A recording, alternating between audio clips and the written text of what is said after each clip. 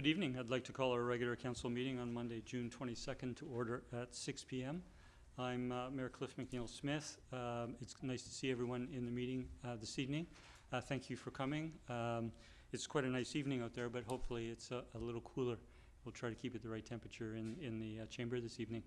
To my far left, introducing members of council, to my far left, Councillor Richard Novick will be absent from this evening's meeting.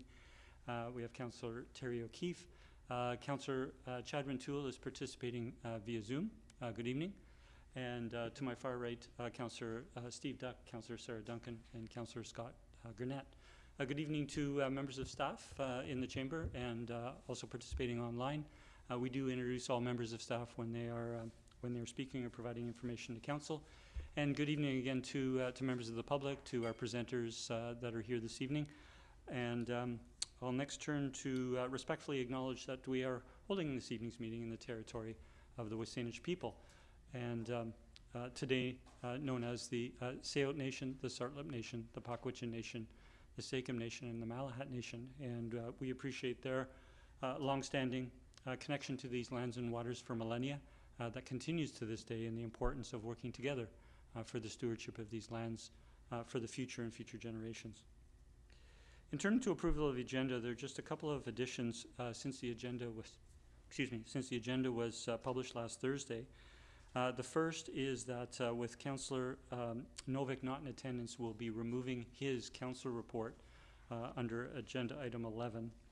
And second, under council reports, Councillor Duck will be providing an additional verbal report for the SÍİ AGM, and also regarding 2 community recognition events. So those will be additions. And the third item is we have an additional piece of correspondence. It is a letter from Amanda Coe, and that will go under correspondence for information number 15.7, which accompanies another item on the same topic. And with those changes or additions, I would seek a motion to approve the agenda. Thank you.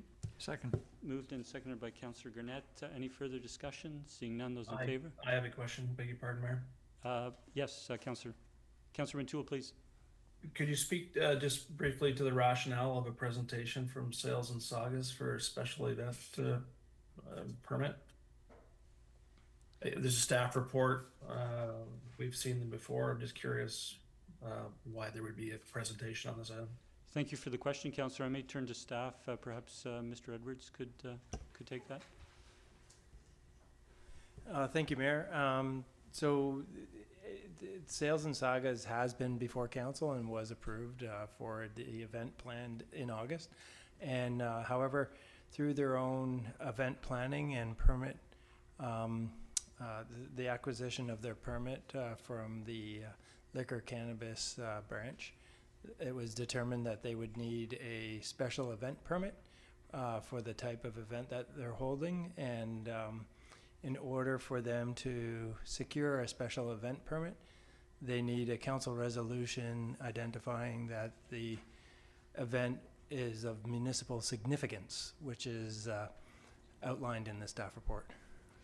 Agreed. It's all in the staff report. So my query was really why we're having a presentation. I'll yield, Mayor. I won't support the agenda as circulated. Thank you. No, thank you. And I believe the presenters are here, and given that they've presented to us before, I would anticipate their presentation would be relatively short, not trying to cut you off, but also it does give council the opportunity to ask any questions should there be any. So I will look to call the question. Those in favor? Thank you. Opposed? Councillor Rintoul is opposed. The motion carries. Thank you. We're next turning to, I would seek a motion to approve the minutes of our June 8th council meeting, moved by Councillors Duck and O'Keefe. Any corrections to those minutes? Seeing none, those in favor? Thank you. That carries unanimous. And that takes us down to public participation opportunities. So we have different sections within public participation. And there'll be 3 parts to it this evening. The first will be our general public participation period, where members of the public can come up and address council for up to 4 minutes on any topic on the agenda or another matter.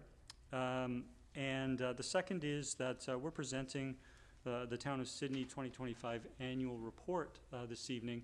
And as per provincial legislation, that does require a special public participation period. So if anyone wishes to speak to the annual report this evening, we would ask that you wait until after the general public participation and speak at that time.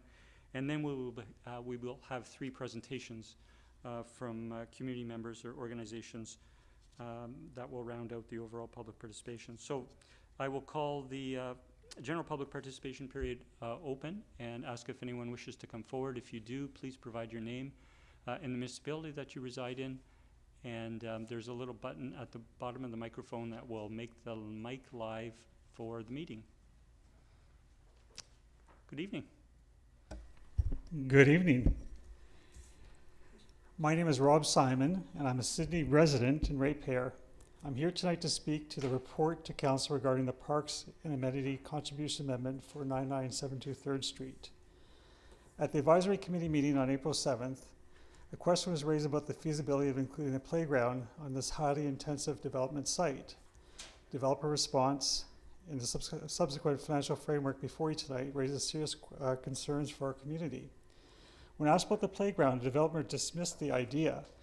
He noted that as a parent, he happily walks 500 meters to a kilometer to the nearby Daly Park, claiming a small on-site playground wasn't worth the effort. Instead, he pointed out that the development's DCC contribution could easily be used to enhance nearby parks. However, there appears to be a major disconnect in messaging, depending on the audience. To the Advisory Committee, an on-site playground wasn't necessary because of a DCC contribution. But after securing notional support from the committee, developers now seeking a significantly lower, highly favorable DCC contribution requirement. Developers requested for the actual zoning for the property. Developers requesting rezoning from R6R to R7. By my estimates, only 1/3 of the building will be built on land currently zoned R7.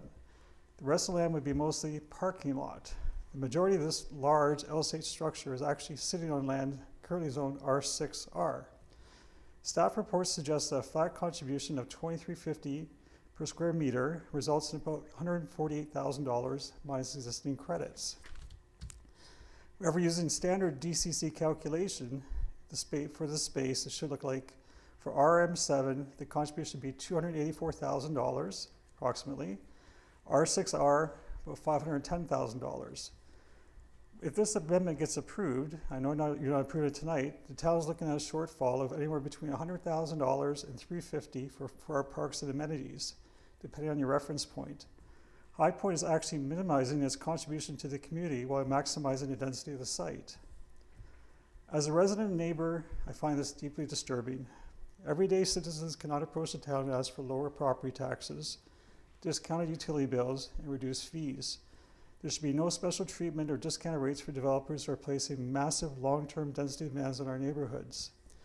Further, I strongly suggest that revenue in DCC calculations should not be handled by the exact same town department managing zoning and development applications. To ensure objective oversight, financial assessments should be handled by the Finance and Revenue Department.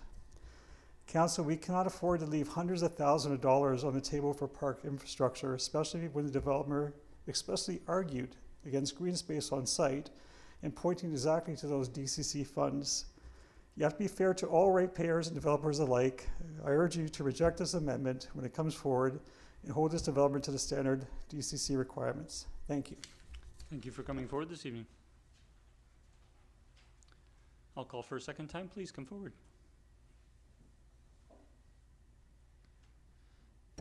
Hi, thank you, Your Worship, members of council. I am the developer, so I can address this right now. That's great. Eric Delorme, High Street Ventures, our file for our multifamily residential development at 9972 3rd Street is on the agenda today. I'd love to touch on a few of those comments that were just made, if that's okay. I'd like to start with maybe some of the heaviest hitting pieces of information from there, which is great, and I'll keep it under 4 minutes, I promise. Thank you.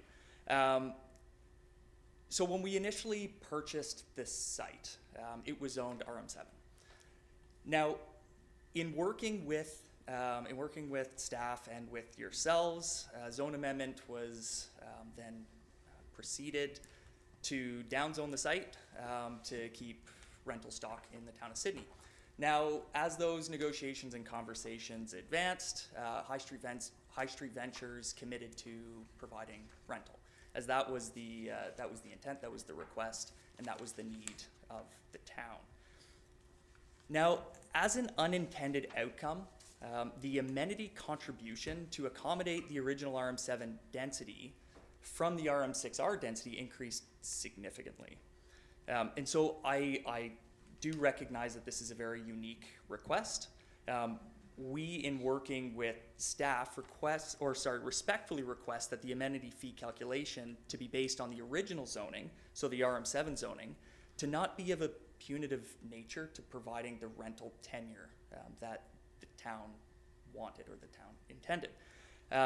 I can speak to some of the advisory outcomes. So the one comment that was noted, the playground on the site. We are providing a playground on that site.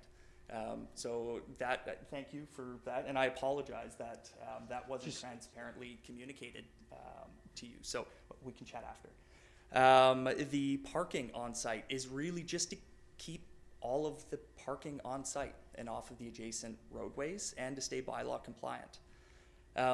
As for the density comment, we are proposing lower density than our adjacent multifamily, specifically the multifamily residents to the north. So when we look at this in terms of community context, as well as fairness, when we look at the overall root cause, we purchased the land as RM7. It was rezoned to provide rental stock in the town. We have committed to rental stock. This request is truly a request so that the rental provision is not punitive in nature. And that's that. Now, in working with staff, they've done an excellent job in the staff report, providing the background, providing the context. I'm really happy I'm here today to speak to this. I thank you for your time. I will be around after if there are any questions. I'm more than happy to get into it, but thank you for your time. Thank you for coming forward. I'll continue asking if there's anyone who wishes to come forward. Please come forward. Good evening. Good evening. My name is Jamie Wilborn. I live in Sydney, and I'm speaking tonight in regards to the extreme weather response shelter proposal at St. Andrew's Church. We now have local evidence to demonstrate that the warming center at the public library operated safely without incident or impact to the surrounding area. It was appreciated by those who needed it and kept them alive on the coldest nights of winter. I think this proposal is a great idea, and I strongly support the temporary use permit. Thank you. Thank you. Does anyone wish to come forward?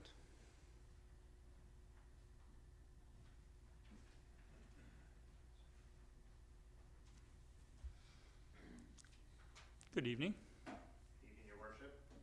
Good evening, Your Worship, members of council. Apologies for the abrupt entry there and my phone falling out of my hands as I walked in. My name is Niall Paltiel, Chair of the Peninsula Recreation Commission. I reside in Central Saanich. And before anything else, I just want to acknowledge items 15.3, the letter from the PRC that I'm here to address this evening, as well as 15.8, letter from Chief Pelkey and Tsawout Nation on behalf, speaking to this item as well. Ultimately, this comes down to the revised scope request that came through the PRC, has now been looked at by the CRD board, and then will be reevaluated for ratification at the PRC meeting next Thursday. The two things that we can't lose sight of here is really about trust and fairness. Today, we're reminded that this does not happen in isolation. Just like you, Your Worship, and members of your council, many of us spent a day today working with the Capital Regional District looking at future transportation models alongside other municipalities, nations, and regional stakeholders. It was a reminder of the seriousness that we as a region, and specifically in the town of Sydney, we take in planning together, innovating, and coming up with new models that work for the community and our shared responsibility to the region.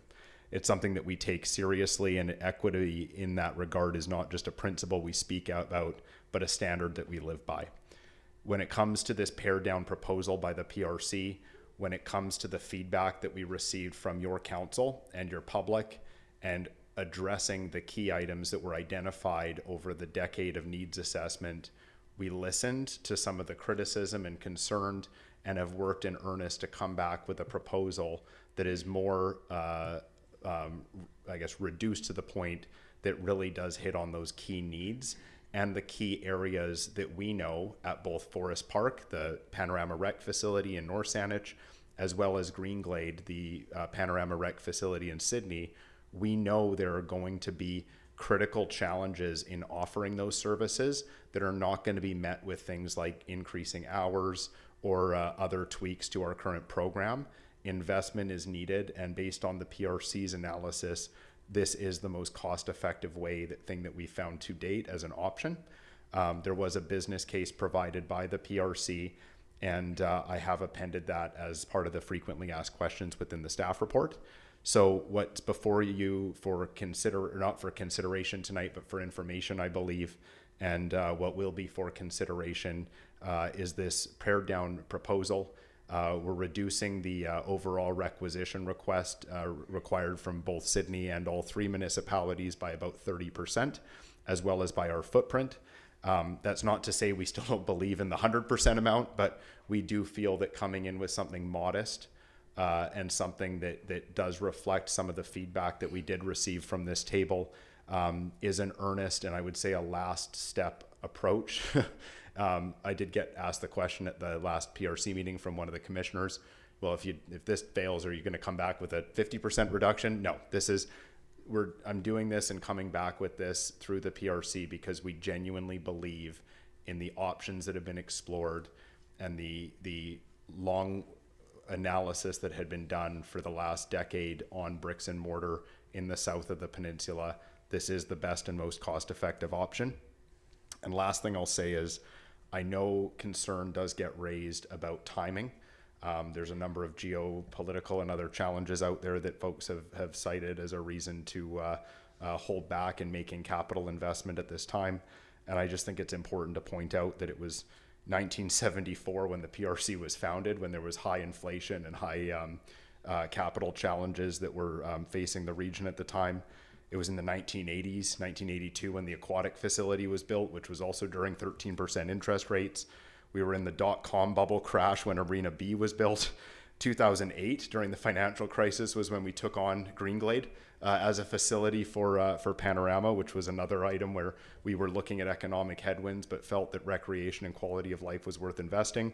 And then during the COVID pandemic, 2020 to 2022, we did the refrigeration project, arena floor replacement, and other significant projects. So I think that investing in recreation, investing in our people, and ensuring that mental health, quality of life, and equity, this is the time that these investments actually do make more impact, because the private sector, as we know, is dialing back right now. And ultimately, I think that this pared down approach is our sincere and last ditch effort to really come up with something special that will benefit the entire region on the south side of this peninsula. So thank you for hearing me. And between now and consideration of this item as a borrowing bylaw from the CRD, I will humbly be available to answer any questions or furnish you with any further information to supplement your decision making. Thank you very much. Thank you for coming forward this evening, and we appreciate that you've provided the information you have to council, which is appended in the agenda. For members of the public, this is a revised scaled-down version of the Central Saanich recreation facilities in Central Saanich. It's not for consideration by council this evening, but we appreciate that PRC Chair Paul Teal has provided this information, and as well has provided what the process is going forward. So the PRC Commission at its meeting later this week will consider a revised lower borrowing bylaw. It will then go to the CRD board and at their July board meeting, and then passing those two meetings potentially could come back to the 3 municipalities for consideration later in July or August. So just some information for members of the public at this time. Thank you again. I'll call for a last time if anyone's wishing to come forward in public participation. I'm not seeing any, so we'll close the general public participation period And we're going to turn to what will be a special public participation opportunity. We are presenting the 2025 Town of Sydney Municipal Annual Report, and I'll turn to Ms. Judson, our Manager of Communications, to introduce it, please. Good evening. Thank you very much, and thank you for considering the 2025 annual report. It includes audited financial statements for the year ending in December 31st, 2025, departmental updates, including indicators of how 7 key community plans have been implemented, and an overview of 2026 initiatives, and also a progress report of the town's strategic plan. While each new report contains the accomplishments and future plans, you can sense some consistency in this plan as council moves into its final term. We were able to work under a consistent strategic plan and stable council portfolio structure. So some of those pieces you'll see the same this year.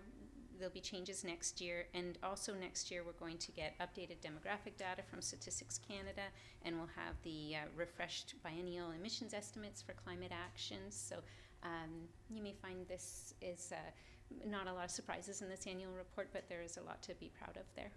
Thank you. Thank you for the introduction. I'll turn to colleagues if there are any questions. The report, looking online, not seeing any questions. So, or Councillor O'Keefe, please. Thank you. Kind of comments, maybe some questions? No, actually, No? just questions, because we do have Okay. a recommendation and comments could be made at that time. Okay. But we're going to do public participation, special public participation after any council questions. Okay, thanks for the clarity. So questions then.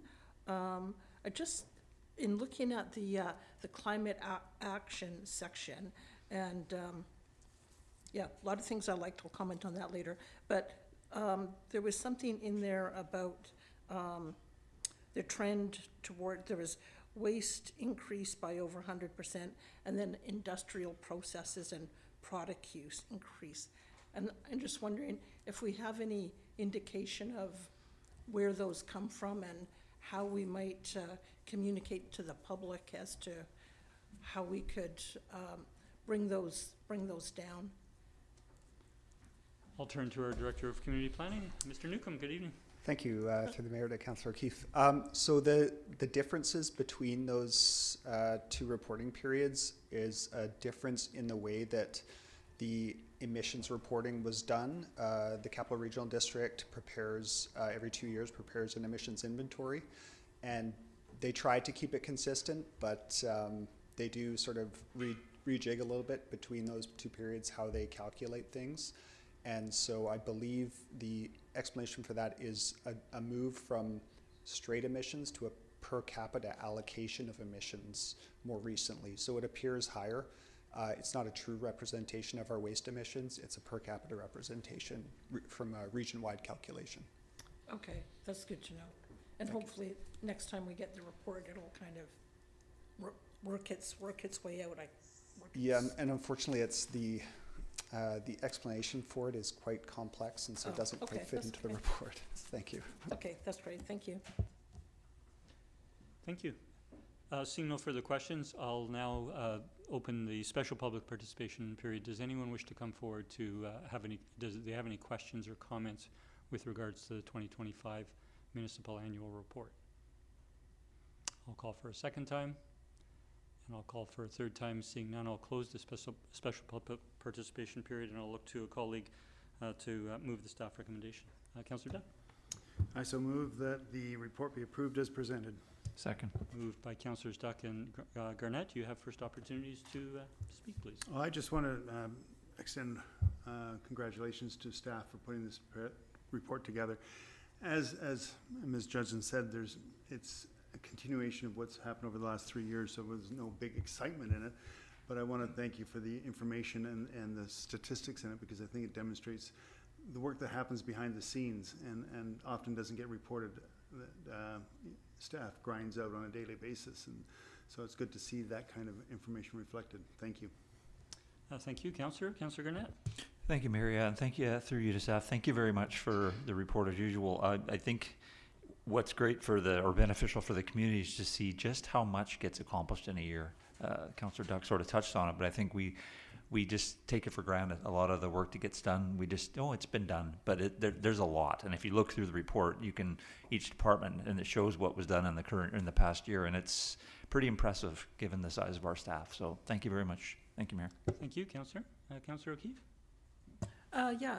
Similar comments. I think the annual report is a good time for the community to get a good idea of all the things that staff are doing, and some of the successes we've had. There's one particular aspect I like with the climate action segment was not only did it list, the various things that had taken place, but it also provided information overall about how we were working towards reducing our targets. So identifying that greenhouse gas emissions had decreased by 5.6%, that community emissions were a bit up. So I think it's useful to be including that kind of data and those trends, as well as the individual things that we're doing. So I appreciated that.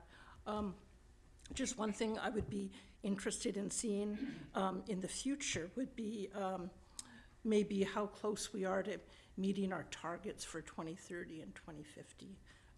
If there's, next time we go through this process, if there's any information on that. And I'll leave it there. Thank you. Thank you, Councillor. Not seeing others wishing to speak, I'll just add that grateful to staff for all the accomplishments last year. Council is a policy-setting body, and we offer opportunities for important engagement with the community to help set priorities and move particular initiatives forward. But it's really the work of staff across all departments and the entire organization that execute those policy and projects for our community.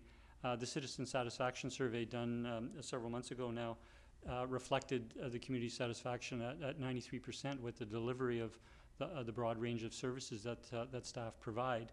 And I think a reading of this report indicates, again, as others have spoken to, the breadth and scope of the municipal services that are provided. I always add this comment at the end of talking about the annual report that whether you've lived in the community a long time or whether you're a newer resident or business owner or with a nonprofit organization, the annual report is a great place to start to get more familiar with your local government, with the things that we provide to the community. And I encourage everyone to take, if not glimpses of sections that interest you, to have a good look at the annual report. It's very informative. So with that, I'll look to call the question. All in favor? That carries unanimous. Thank you.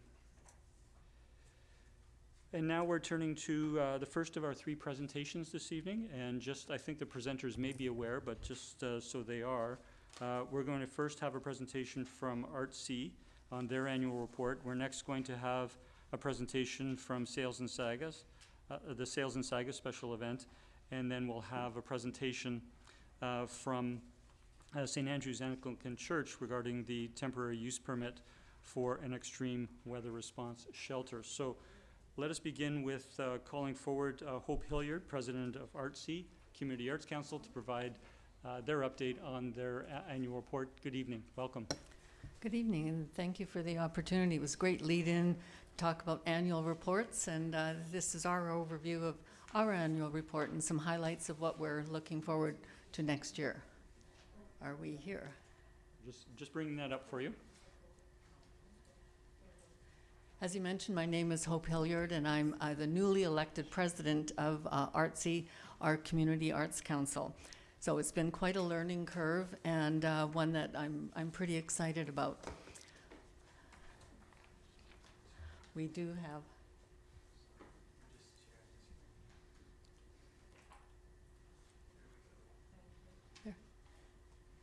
There we are. Thank you for your patience. I'm lost without it, so. Okay. I'm going to highlight our accomplishments over 2025 and have a look at our 2026 vision. Which one?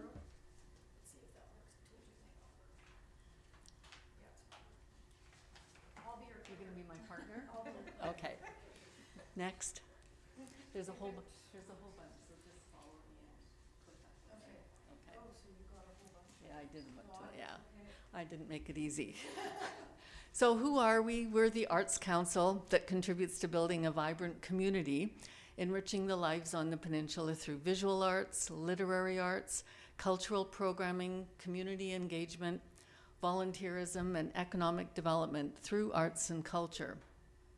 We're the umbrella organization that covers a number of different events that happen. At a glance, we did have a remarkable year with 25,000 visitors to our gallery in Tallista Park. Given that that's only open 10 months of the year, we're quite amazed at how many people come through that on a daily basis. We had 7,500 visits in our studio tour, which is held in the fall each year. Over 2,000 people attended our Lantern Festival, which is in August, and we have more than 50 volunteers. Hundreds of artists are supported. We're developing, and we do have strong community partnerships. And we're most excited about the momentum we're beginning to build. We've had successful artsy gallery exhibitions, our studio tour, continued growth in our Lantern Festival. We're expanding our community partnerships, and we're increasing our volunteer engagement and strategic planning and business plan for future growth and development of new revenue. Oh, you're good. It's a big thing that we are trying to develop new revenue sources.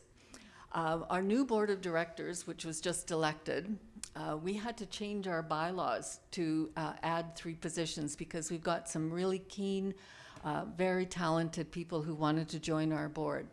And we have a board of highly qualified directors bringing governance, finance, marketing, community development, event management, arts programming, sponsorship development, and business leadership, all in a group of, there's 10 of us. And our volunteers are the heart of our artsy.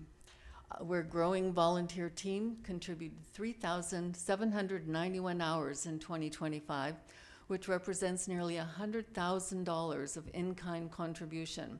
And these volunteers support our gallery, they support the events, they support our studio tour, Lantern Festival, administration, fundraising. And without them, we couldn't exist. And one of them I thought I'd highlight is Jen, who is our Lantern Festival curator. The reason I'm highlighting her is I had the opportunity to go to her studio just a couple of weeks ago, and I was absolutely amazed.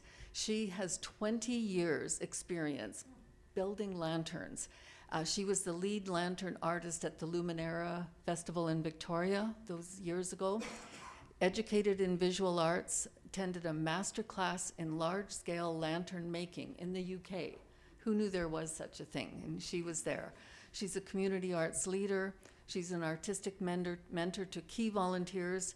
She transformed a small children's event of about 20 kids with little lanterns into the festival that we know today. It's become such a beloved celebration. Now over 2,000 participants. And it's a signature event bringing families together through creativity, imagination, and community spirit. And right now they're building a whale that is as long as your desks up there. And it'll move with 5 people holding it, moving it through the Lantern Festival. What these people take on is quite remarkable. But what's next for us? Buildings, financial stability. Back up. Okay, really, this is the big thing that we're working on right now.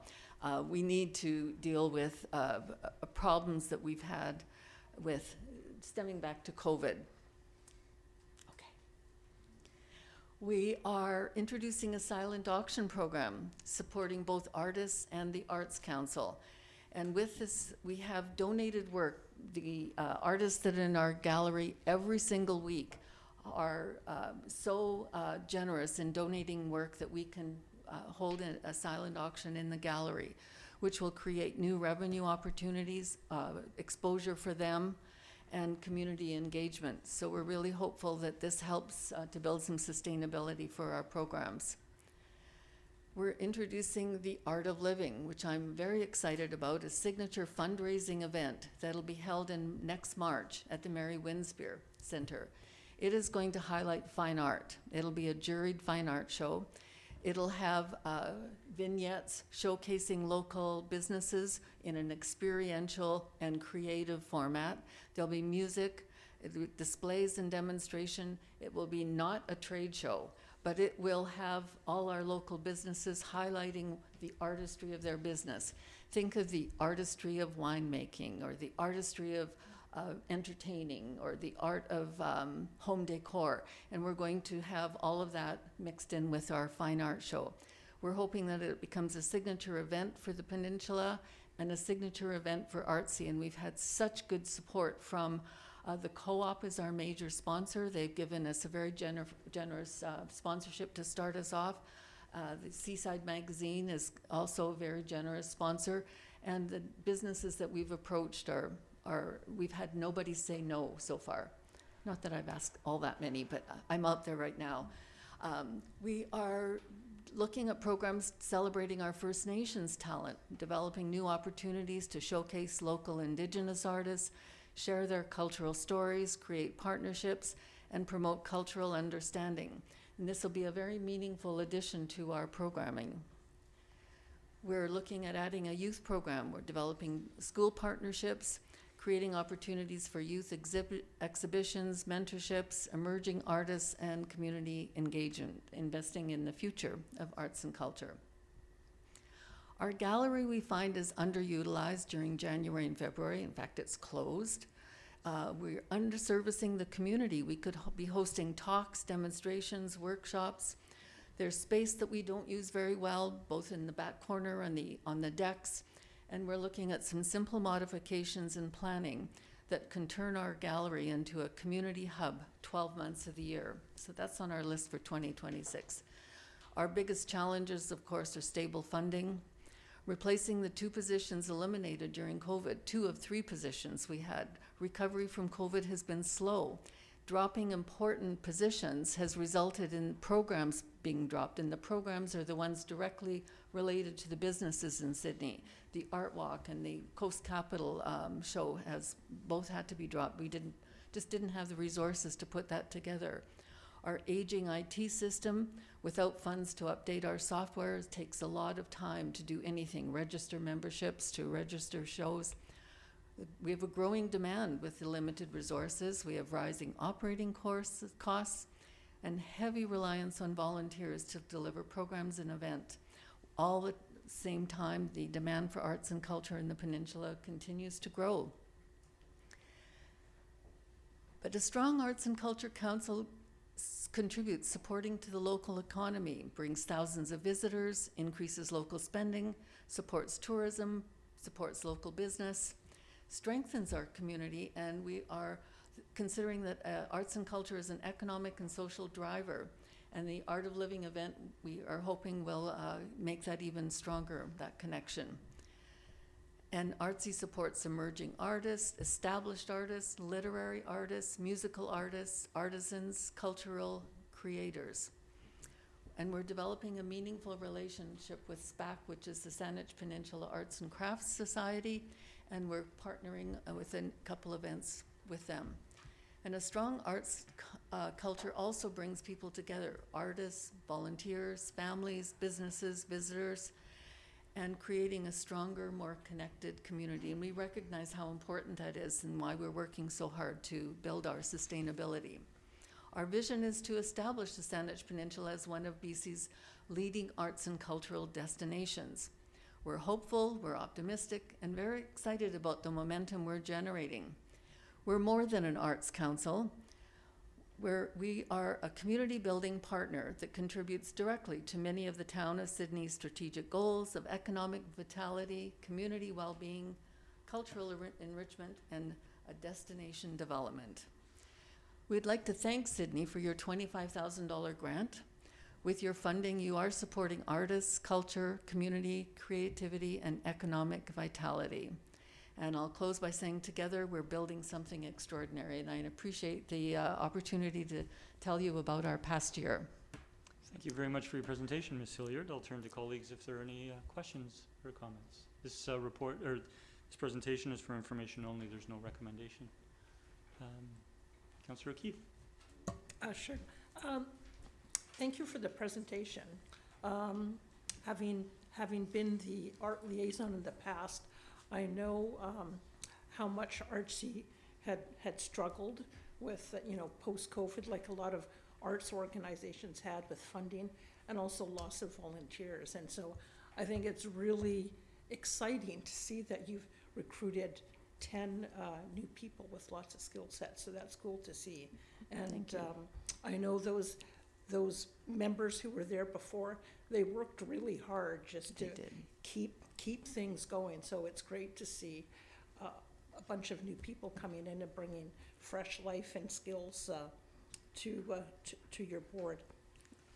The art of living sounds really exciting. So I'm understanding that to be like a major fundraising event. Is Yes. that? Yeah.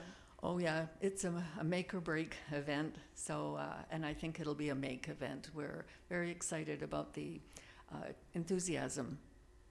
Yeah, okay. And in looking at your financials, I know, and I think you mentioned as well, the funds available through different grant programs, and that has declined quite a bit. Did you have any kind of ballpark figure on, what you were looking to net with such a fundraiser like that? Like, would it replace? I have an exact figure. We're projecting a $20,000 loss this year, our budget. And we were experiencing a $20,000 loss last year, where the 100 women who care came through with a $20,000 donation, which allowed us to pay bills last year. Well, we're faced with that same $20,000 loss, so we had to be really aggressive and say we are diving in with all our feet into the art of living, and we're hoping to raise $50,000, $51,600 actually is our budget, which will help us not only through this year, it'll help us update our IT system, and it'll give us a bit of a cushion to move into next year. Great. The other thing I noticed was in the membership information, and I noted that 52%, I believe, of gallery bookings were for people in Victoria, and that also 44% of members were from outside the Saanich Peninsula. So I'm wondering, those members outside of the peninsula, do they pay a higher amount for the use of the gallery, or? So really the people join Artsy to rent the gallery. That's just a tie. There's really not a lot of other benefits. And yes, there is funding changing this year that groups can't apply for a membership as a group member. They all have to be members. And that was our first step this year. And many groups will have members in many communities. So we've said this year, every single person has to have a membership to show. And then our studio tour, we've introduced a fee for non-peninsula residents. And next year, our plan is to introduce an additional fee for non-peninsula residents for memberships as well. Okay. That's great. We thought we'd do two steps. What it showed, remind me again of that, we talk about, this region, this area of the Victoria area contributing to the arts ecosystem. Mm-hmm. And I see that in your figures with so many people coming from Victoria and outside Peninsula that we seem to be doing a good job at, and there seems to be a need for what you're offering, so that's There great. is, yeah. And we're advertising, our membership are our key for communication. And our Art of Living event, we're hoping we will be advertising from Souk to Sydney to Nanaimo. It'll be a draw for the whole island, and the artist submissions will be from all over BC. Great, okay, great, thank you, that's all. Thank you, Councillor. I'll turn to Councillor Duncan, please. Yeah, thank you. So I'm now the liaison who's followed Terry, and so I've been there as the board has changed and obviously gone through this expansion, and it's been really nice to see. I know as a council every budget, we have organizations that we have to talk about how we fund them, and there have been, our other big community groups like SÉİA or the museum, making sure that they're looking at other ways to raise funding so that they're not reliant entirely on the town is always appreciated. And one of the things the museum came with a number of years ago was that they changed their donation collection so that as people were going through, they changed it to a tap, I believe. And their donations tripled, just like that. Like they did nothing else. They just made it easier. Great. Yeah. And so I'm just wondering if there's things that you've looked at in addition. It sounds like, you've got this great show and I'm really looking forward to it. And I think I want to go. But it sounds like a lot of work where it sounds like there's things you could do that are probably less work that could really increase your funding. And I'm wondering if there's other things you've looked at like that, or evaluating your gallery fees just generally, because I know the Mary Winspear, when they came just a few weeks ago, I asked them about their art rentals, or they have their display cases, and it's very highly in demand, and so I'm wondering if there's a way you can kind of tier who you rent the gallery to. Maybe you could probably ask for a lot more if you have people coming from as far as Victoria, or putting in the programming fees that are increased. Yeah, all really good ideas, and the tap is quite high on our list.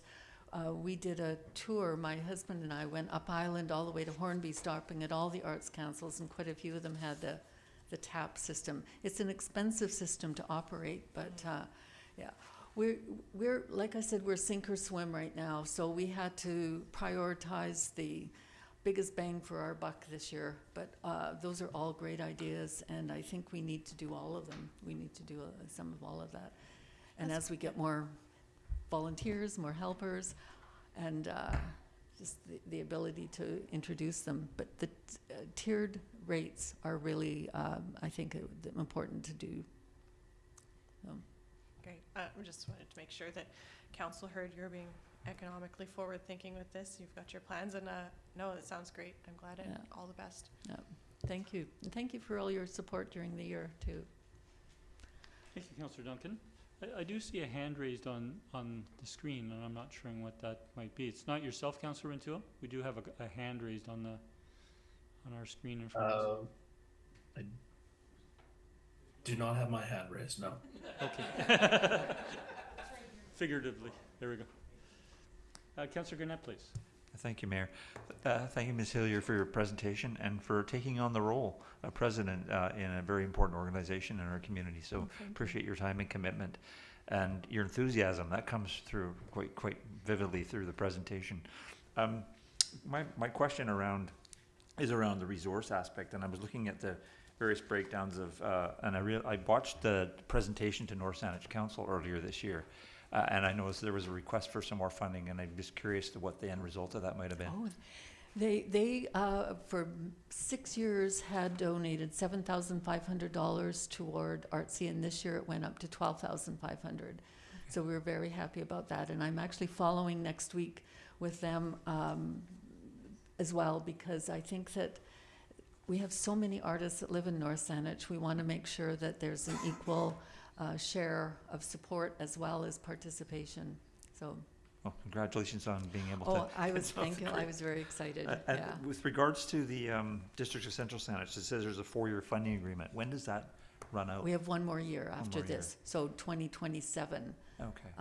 It will be up for renewal. So you'll be having a presentation and approaching them at some time, because I'm not sure how much they. $10,000 a year. So you'd be looking for something similar. Yeah. Okay. Just in terms of your overall long game future picture. Thank you very much. Thank you. Yeah, thank you. Thank you, Mayor. Thanks, Councillor Gurnett.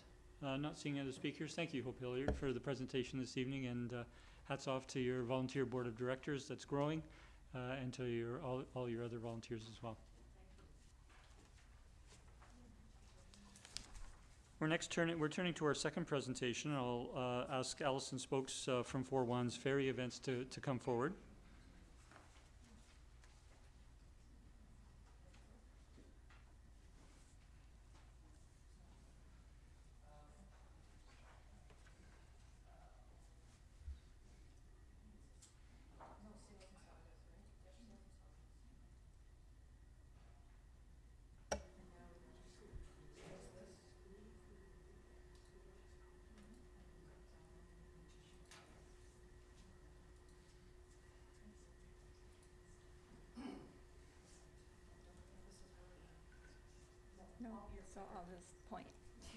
Okay. Good evening. Okay, good evening, Mayor and Council. My name is Allison Spokes, and I'm here representing Four Wands Ferry Events, and to speak about our upcoming community festival, Sales and Sagas, which Council approved last October. So we're here to formally request that Council grant this event a designation of municipal significance as part of our special events liquor permit application.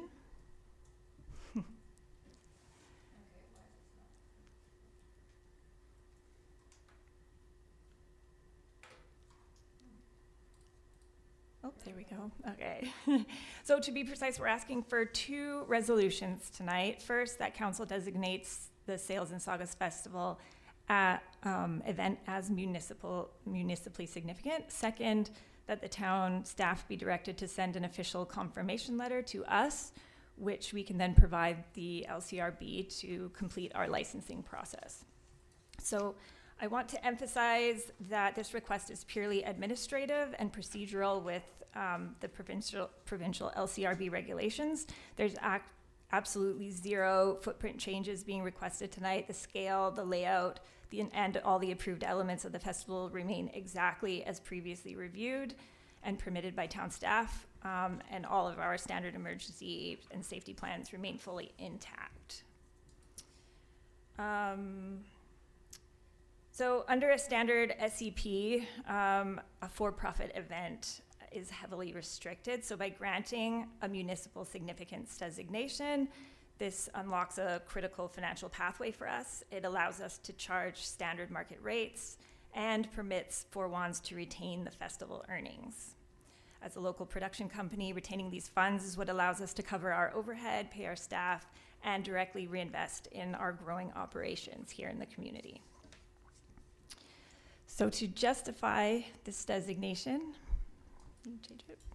our event acts as a tourism driver. Our previous events have brought thousands of regional visitors to the Saanich Peninsula, and we expected this event to draw significant foot traffic directly into Sydney's hotels, restaurants, and shops. Second, it brings a rich cultural and educational entertainment to the community, sparking imagination through interactive history.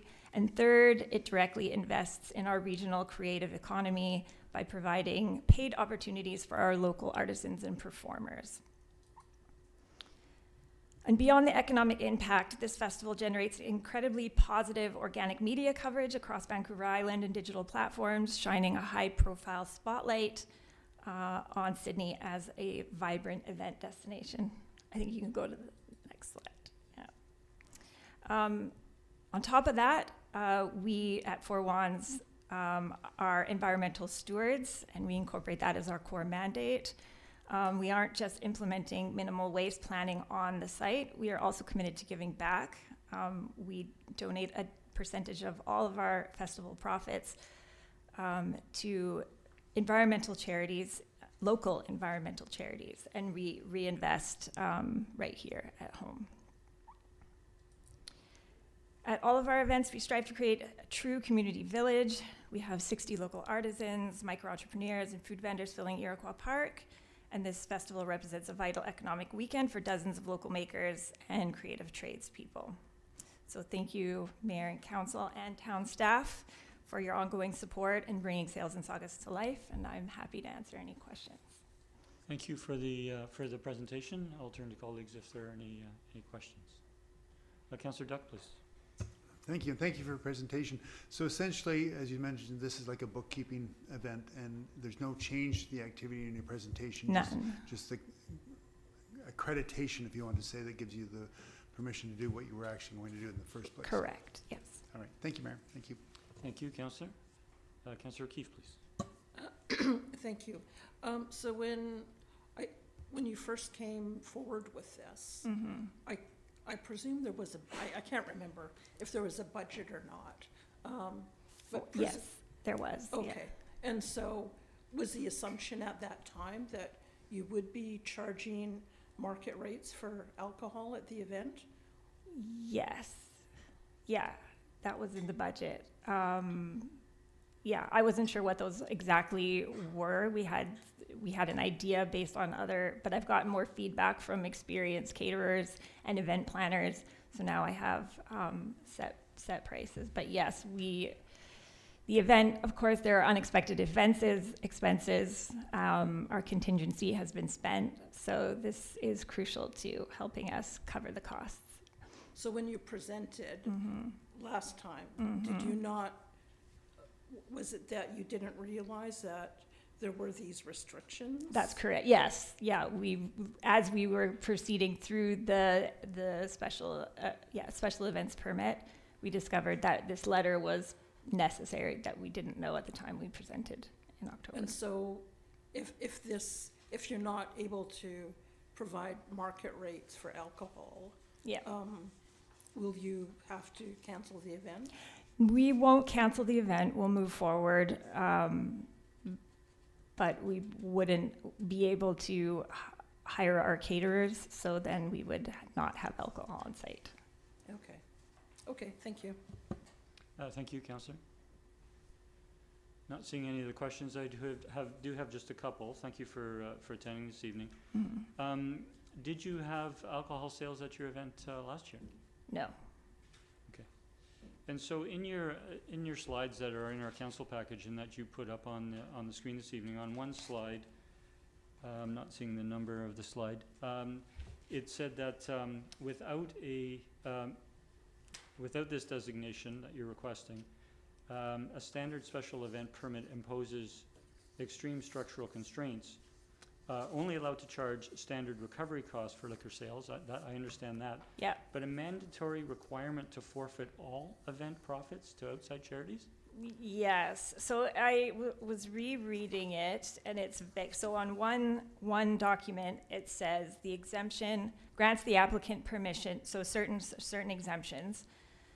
An exemption grants the applicant with permission to do the following. One, hold more than 24 events in a year. We're not interested in that. Extend the hours of the special event beyond 10 p.m. We're not interested in that. The two that we are interested in are charge more for drinks than the prices specified in the liquor price schedule. And the second, to make a profit from the events, from the event of, make profit from events of municipal significance.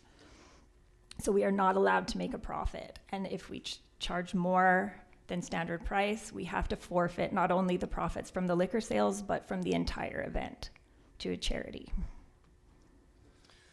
Okay, I can certainly understand that if you had profits from the sale of liquor, that you would be required to forfeit those, but I'm not fully understanding, and I would have to look into it further in terms of having to, if you had sponsorships and other things that created a profit from the event overall that weren't directly tied to the liquor sales, that you're required to forfeit those. Sounds a bit extreme, but yeah, that's what I thought too. Thank you for taking the question. I'll turn to Councillor Duck. If I may, Mayor, through to staff, do we have other events like this that require this? This seems like a new classification of I'm thinking of like on 3rd Street when Beacon Brewing gets those. Do they have to have a similar special event license? I'll try to turn to a member of staff.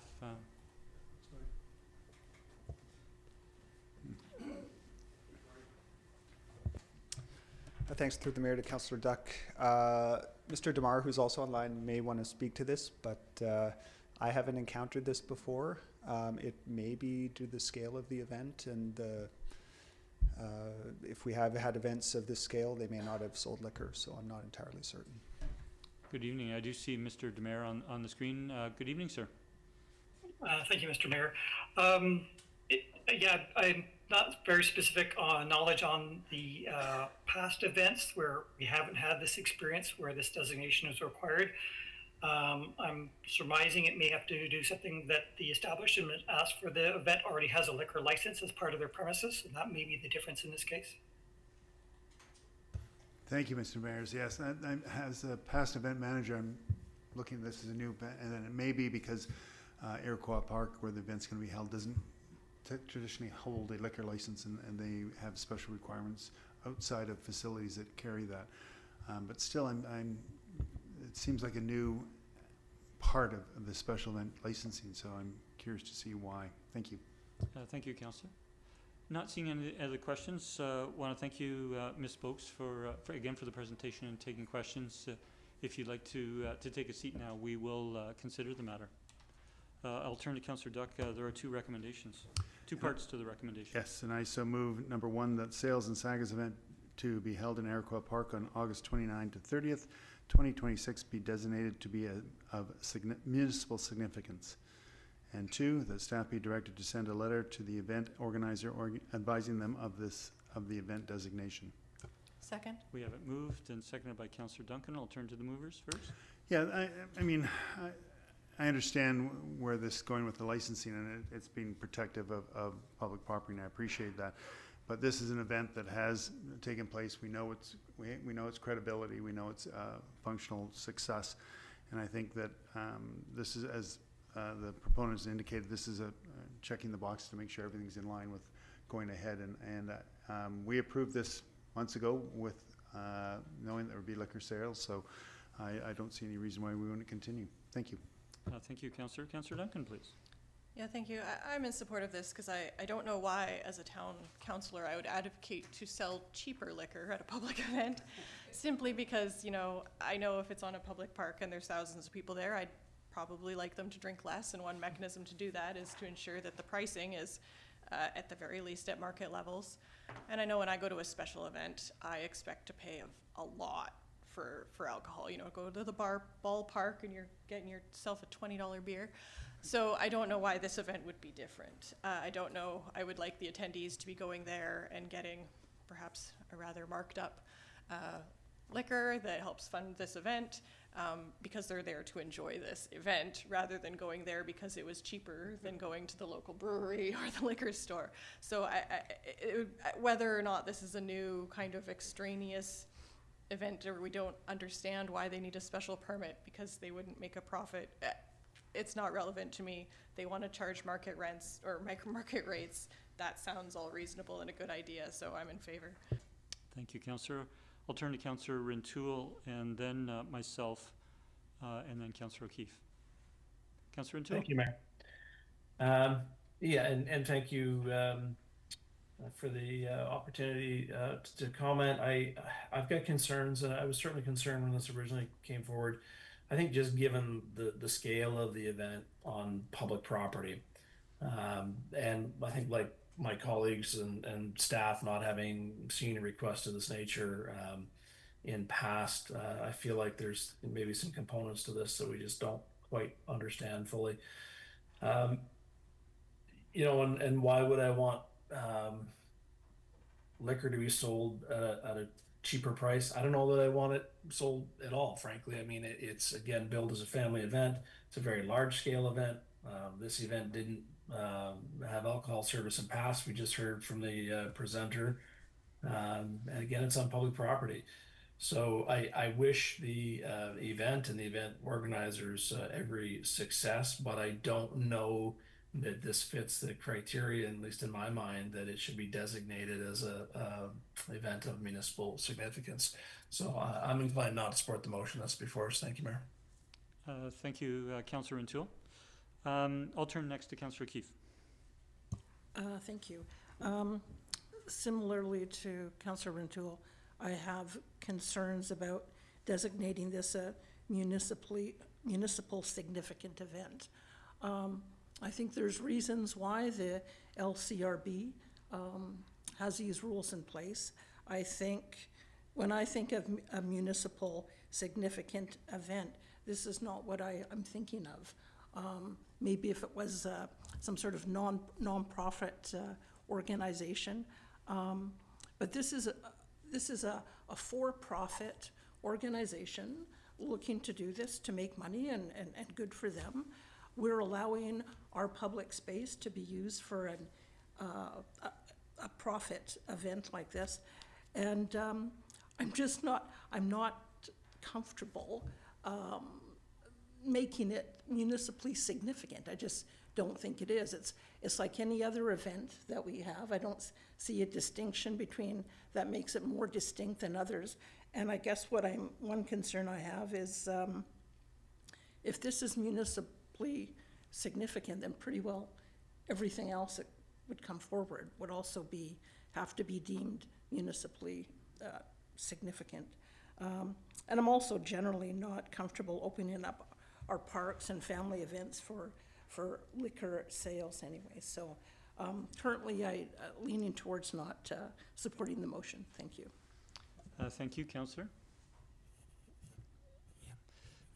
So I'm going to begin with a question through to staff, and that is, having been involved with community events sometime in the past, holding community events sometime in the past on public property, there was a requirement at the time that if there were going to be liquor sales, that apart from the LCRB application process, that our local RCMP detachment would be reviewing the event as well, and perhaps making requirements for certain constraints. I know there are seating limits, but I can remember one event, for example, there were particular fencing requirements, that there was only one access and egress point allowed.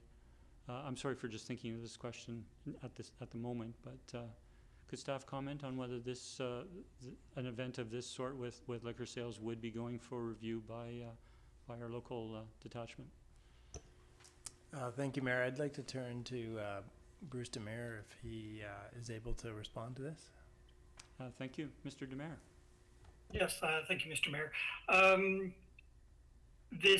We've actually met with event organizer and emergency services, including the RCMP. And the RCMP have indicated that once the application is made through the Liquor Control Branch by the organizer, that it will be referred to their office to review. And there are certain criteria, as well as part of the liquor control licensing will put restrictions, could be fencing, whatever they deem suitable or necessary for the event.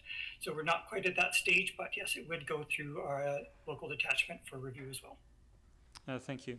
So I would like to propose an amendment to the first part of the motion. So as the first part of the motion reads now, it says that the Sales and Sagas event be held in Iroquois Park on August 29th, 30th, 2026 to be designated to be of municipal significance. I would like to add the amendment for its LCRB license application. And if there's a seconder, I'll speak to the amendment. Second. Thank you. So I won't be speaking to the main motion now. I'll come back to that if this amendment, depending on whether this amendment passes or fails. But I think Council is finding that this is a unique application or a unique requirement for a community event. To designate it as an event of municipal significance. And I think while the staff report clearly, or the presentation information clearly provides the rationale and reason for it, I think the motion itself that we're passing should indicate the intent of the intention of this request and the motion that we are considering passing. So I'll turn to the seconder. Yeah, I agree, Mayor. I think the term municipal significance has been brought forward to us by the LCRB, and I think that's the point we're defining it as municipal significance. It is the LCRB, and I think that your amendment is valuable in defining why they're coming forward, because again, we approved this event months ago, and this is just a bookkeeping activity. Thank you. Thank you. Any others speaking to the amendment? Not seeing any, I'll call the question on the amendment. Those in favor? Opposed? Councillor O'Keefe and Councillor O'Toole are opposed. The motion carries.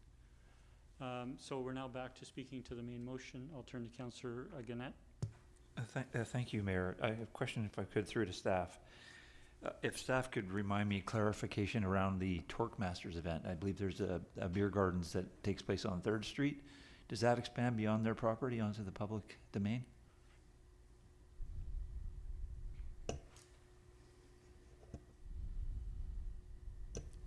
Mr. Mayor, I can take that question. Yes, for Torque Masters, the application for their beer garden does go out onto the roadway directly in front of the premises. Great, thank you. Given that, I have no problem supporting the motion. I think that it's profit, not for profit. The municipal distinction, significance, semantics, we're allowing an event that has far more people that attend. I think it's anywhere from 10 to 20,000 for Torque Masters, and if they're able to have a beer gardens on public property, then I see a comparison there. So I'm happy to support it. Thank you, Mayor. Thank you, Councillor. Seeing no other speakers, I'll support the application request and with the amendment. I was pleased to hear that it's still a requirement that further to the LCRB application, it would be reviewed by our emergency and first responder services to have it appropriate in events. We have had community events with beer gardens in the past. There are probably fewer events with such presently, but this is we're approving this for this year, and we will perhaps gain some feedback from participants in the festival or the community at large if it's requested again in the future. I'll leave my remarks there. And did you want to speak for a second time, Councillor? Seeing no further speakers, I'll call the question on the amended motion. Those in favour? Opposed? Councillor O'Keefe and Councillor O'Toole are opposed. The motion carries. Thank you. Returning to our third presentation now this evening, I'd like to welcome Reverend Kelly Duncan from St. Andrew's Anglican Church regarding temporary use permit application number TEM 00003. I hope I got the right number of zeros there. At 9691 4th Street, St. Andrew Anglican Church. I just want to note that while the previous presentations we did consider the matter and pass motions, we won't be doing that immediately after this presentation because we actually have another bylaw matter to address before we come to the application itself on the agenda. So I'll turn the floor to you.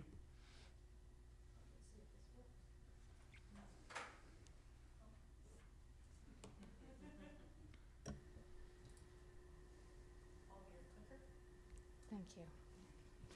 Mr. Mayor and Council, I stand here today asking for the making application for a temporary use permit for St. Andrew's Anglican Church for an extreme weather response shelter here in Sydney. I am here on behalf of St. Andrew's and also Beacon Community Services. Representatives of Beacon Community Services are here tonight and are happy to answer questions at the end of the presentation. Ready? Thank you. So some background, what brings us here? So January 2025, you'll recall that Council directed staff to find a place for an extreme weather shelter. And then September 2025, there was a public hearing for Wakefield Manor and the bylaw changes were not approved. January 12th, 2026 brought the warming centre located at Sydney Library, brought approval for that. And February 12th, 2026, the warming centre opened and operated for a total of 7 nights. Thank you. So what did we learn from the warming centre of 2026? And these come directly from the Beacon Community Services report to you. Safe operation across 7 activation nights, 15 unique guests with no incidents, high utilization by older adults and Indigenous community members. And success was due to strong interagency collaboration between municipal services, nonprofit partners, and community organizations. So things went well last winter, so why not do exactly the same thing this coming winter? Here's why. In a warming centre, guests cannot lie down. The library is quite a distance from the main street. There is no access to kitchen facilities, so guests could be given snacks, but they were not given warm meals. And we have the opportunity to involve BC Housing in funding. So what is an extreme weather response shelter? It is a temporary emergency facility that is activated during severe weather conditions. It is safe, warm, and a low barrier place to sleep. Floor mats, blankets, washroom are provided, washroom access is available, hot drinks, small snacks, and then we'd also have the opportunity to provide warm meals. Trained staff are present at all times. And so the location proposed is 9691 4th Street, the area outlined in red there, which is the location of our church hall. Some building features include, from left to right, a large, wide open space that can be blocked off from the rest of the site. The existence of sprinklers, as you can see, and proximity of washrooms in the area. We also have a separate entrance, which are the double doors to your left, on the left-hand side there. Access to a commercial kitchen, as you can see on the top, and a location for portable storage in our inner parking lot. So a temporary use permit would allow an emergency weather response shelter to open for the winter of 2026-2027, and it would provide up to 3 years to test the need and use in Sydney. Next steps, pending approval of Town Council, include a letter of agreement between the facility and the operator, application for funding to BC Housing. We'd need to do a few things with the facility, including putting locks on some doors and moving the storage container. And we'd need to communicate to potential guests the change in venue. We appreciate the time and effort that everyone in this room has put forward to get us here today. On these warm summer days, may we come together as a community to aid the most marginalized in Sydney on the coldest nights of the year. Thank you. I'd like to invite Jennifer Mortimer to come forward as the Director of Homelessness Prevention and Shelter Services from Beacon Community Services, in case you have questions for either of us. Thank you. Thank you very much for the presentation. I'll turn to colleagues if there are questions. I'll begin with Councillor Duck, please. Thank you, Mayor, and thank you for the presentation, Pastor Duncan.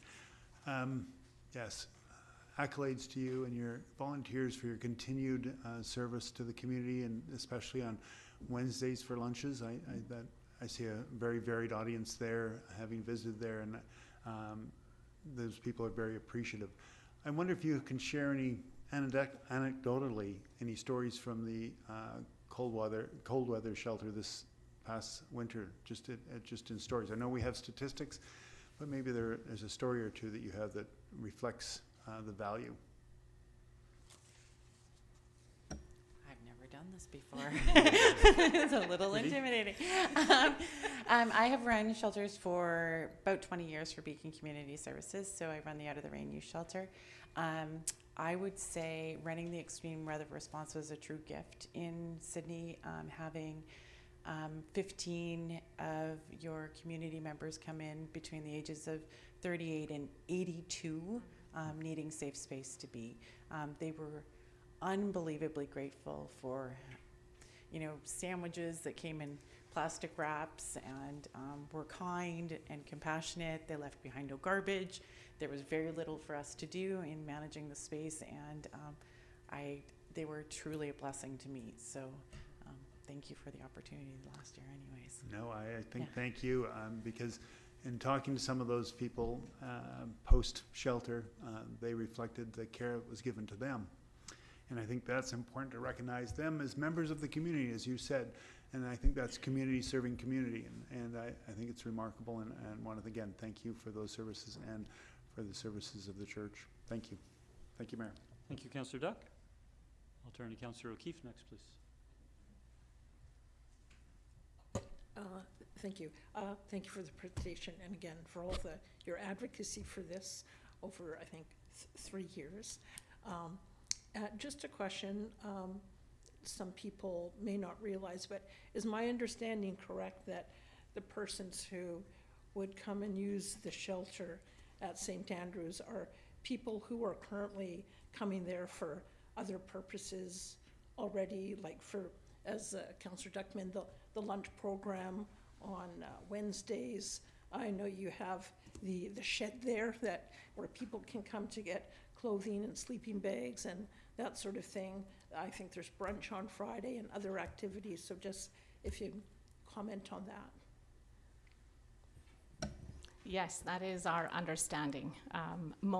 Most, if not all, of the patrons of the warming centre were members of the Friends, the underhoused folks that we serve 4 days a week.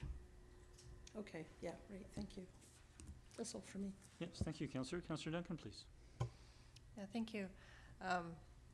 Thank you for continuing with this warming center. I live adjacent to the library, and so every time the signs went up and I was going home, I'd peek around and I'd try to listen to see if I'd hear people complain at the bus stop, or if anybody was nothing. I don't think most people even understood that those signs meant that there were going to be unhoused people, and that I think they thought it was just a general public could go in, and nobody I never saw anybody even coming in and out. Like, it was, people move the way they move most of the time, which is they keep very, very stealthy. And so definitely, given the visibility of the rhetoric around what this would bring to Sydney and the risk it posed, I think this, I could see with my own eyes in my own neighborhood, that of course that had always been overblown. So I'm just wondering if, given you have people in there who frequently have a lot of disabilities and underlying medical conditions, they're elderly, is there opportunity to provide any extra support or, you know, some sort of medical attention or something while people are in there, or people would be like, that would be too invasive? Or is this something you can kind of check in with people and see? Because I know our place frequently, you know, is able to check in with people about foot care and things like that at this time. And is that something that can be offered at this with the support that's available, or? Here we go again.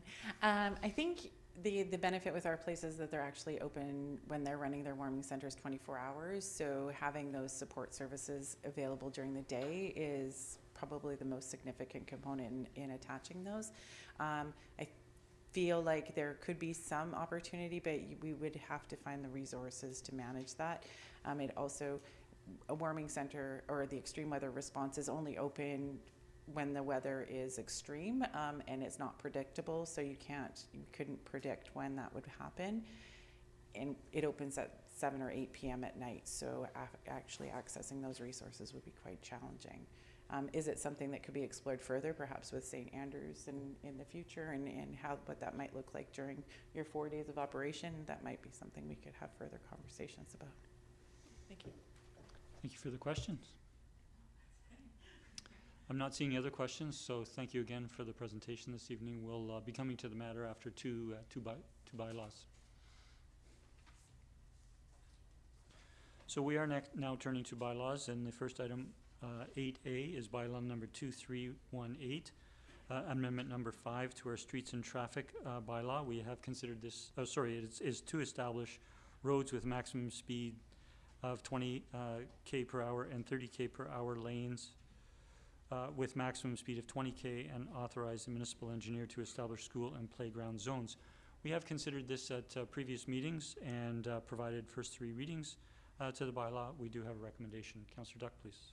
And I so move the recommendation that the bylaw be adopted. Second. Moved in second. I'll turn to the movers, or any discussion? I think we've had a good discussion on this, and I think staff has done an excellent job in identifying those streets, so I see it moving forward. Thank you. Thank you. Councillor? Any other discussion? Seeing none, I'll call the question. Those in favor? That carries unanimous. Thank you. And the next is bylaw number 2319, amendment number 7 to our land use procedures bylaw to expand temporary use permit procedures and remove application form to allow administrative updates. Again, we have considered this at more than one meeting previous. We did give 3 readings at a previous meeting. I'll turn to Councillor Duck, please. Yes, and I so move the recommendation that the bylaw be adopted. Second. And seconded by Councillor Gurnett. Any discussion? No. Not seeing any discussion. Thank you. I'll call the question. Those in favor? That carries unanimous. Thank you. And so we are now turning back to the matter that came up during the presentation under development permits. And this is under 9A, temporary use permit application number TEM 4003 at 9691 4th Street, St. Andrew's Anglican Church, to allow the operation of extreme weather response shelter. We do have a report from our Director of Development Services, Ms. Verhagen. I'll turn to Ms. Verhagen if you wish to introduce. Or good evening, Chief Mickelson. Good evening, Mayor and Council. Yes, Ms. Verhagen and myself, we collaborated on this report, and it provides background information pertaining to an application from St. Andrew's Anglican Church for a temporary use permit to utilize a portion of their facility as an extreme cold weather response shelter, and Ms. Verhagen and myself would be happy to answer any questions. Thank you, Mayor, for the introduction. I'll first turn to Councillor Gurnett, please. Thank you, Mayor. Through you to staff. Just looking at the building, it's hard from pictures. You tell me the approximate capacity? Through the mayor to Councillor Garnett, I believe the Office of the Fire Commissioner, the Town of Sydney occupancy load for that portion of the building is 145 people. Again, that would be during a seated configuration, not sleeping, but nevertheless, that is the stated occupancy load. So there's more than enough room to accommodate 20 people sleeping. That on is it. correct, yes. Just wanted to clarify. Thank you. Yeah. Sorry for scaring anybody with that question. Further, if I may, to staff. So the temporary use permit will be for 3 years and can be renewed for 3 years. But at that point, that would be the end of it. So I know this is all hypothetical, but if it does work out for 6 years, are we back to square one, or are we having to try to find another alternative? I'll turn to CEO Edwards. Thank you, Mayor. Councillor Garnett, we haven't done a lot of temporary use permits in Sydney, but in my previous experience, we like to use this renewal period as the period in which the applicant would be pursuing a full and proper rezoning. Entirely possible that an applicant could have the renewal for that particular operation, but then those operations change in some fashion, and so then it could be considered a new application thereafter. Thank you. I think that's important clarification for the community on top of everything else. So thank you very much. Thank you, Mayor. Thank you for the question. Councillor O'Keefe, please. I was ready to make the recommendation if. I'll look to see if there's any other questions first. I do have a couple of questions. My first is with the warming center that operated earlier this year, the funding is different than an emergency weather response shelter. The funding was through Emergency Management BC, and you have to apply to that to recover costs, is my understanding. Could staff speak to, were we the ones to recover that? Was the operator the ones to do that application? Or are we aware of whether the costs were reimbursed as we would desire or expect? Yes, to the mayor, the warming center at the library was funded by Emergency Management and Climate Readiness, and those funds were reimbursed to the town for those costs as well, to Beacon Community Services for the overhead and staff costs. So those have been dealt with. Okay, thank you. And the second question is the temporary use permit is for 3 years, but the recommendation from staff is to permit the use for 2 years. What happens to the third year? I'll turn to Ms. Verhagen, perhaps. Sure, thank you. To address the question there, so yeah, the recommendation gives a timeline for the permit to be effective from mid-October to mid-April through the winter of 2026 to 2027, and the following 2 years for the same periods, meaning that it's meant to be a winter shelter through the cold months and not active during the summer months. So it is for the winter for 3 winters. Thank you for the clarification. You're welcome. Not seeing any further questions, I'll turn to Councillor Keefe, please. Thank you.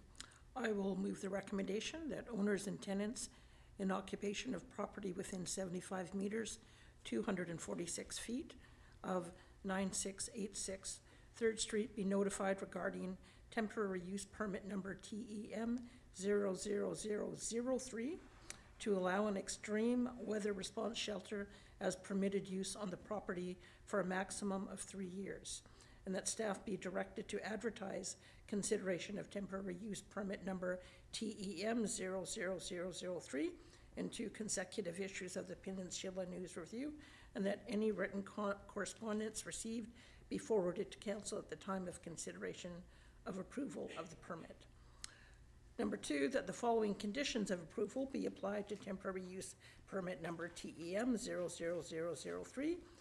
A, the permit be effective from October 15th, 2026 to April 15th, 2027, and the following 2 years for the same operational periods. And the location of the extreme weather response shelter is within the meeting hall at 96914 Street, the civic address within St. Andrew's Anglican Church on the property at 9686 3rd Street. Second. Moved and seconded. I'll turn to the movers, please. I'd just like to, I guess, say thank you again to St. Andrews folks for bringing this forward. I think it's, I don't know, 3 years ago now.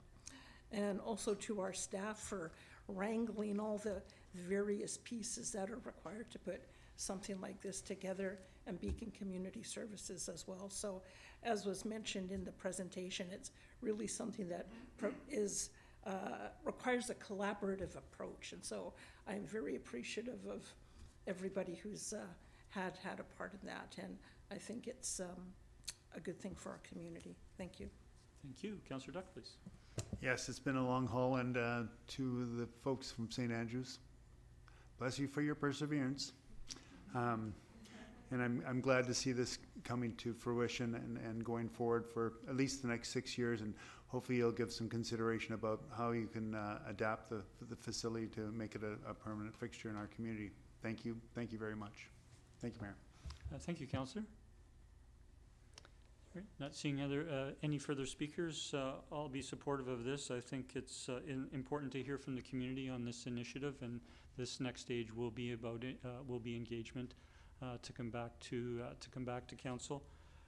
Want to thank St. Andrew's Church. Want to thank Beacon Community Services for all that you've done, and I think the rationale in terms of the difference between a warming center and emergency weather response shelter are significant for those who are homeless. In terms of, I don't personally understand the province's rationale for an emergency weather center not allowing people to lie down, but they're not. We're not permitted to have mats. It's a circumstance of the room adjacent to the library. I just want to clarify, well, we've made reference to it being in the library. It wasn't in the library. It was in the Nellhorth room adjacent, but everyone in the room knows that, in the community at large. But there was no access to kitchen facilities, and that does make a difference for the homeless people who will be using the facility. And I'm in favor of also of I think a stronger funding commitment from BC Housing for an initiative like this, rather than having to apply to the other provincial department. Not seeing any further discussion, I'll look to call a question. Those in favor? That carries unanimous. Thank you. Thank you very much.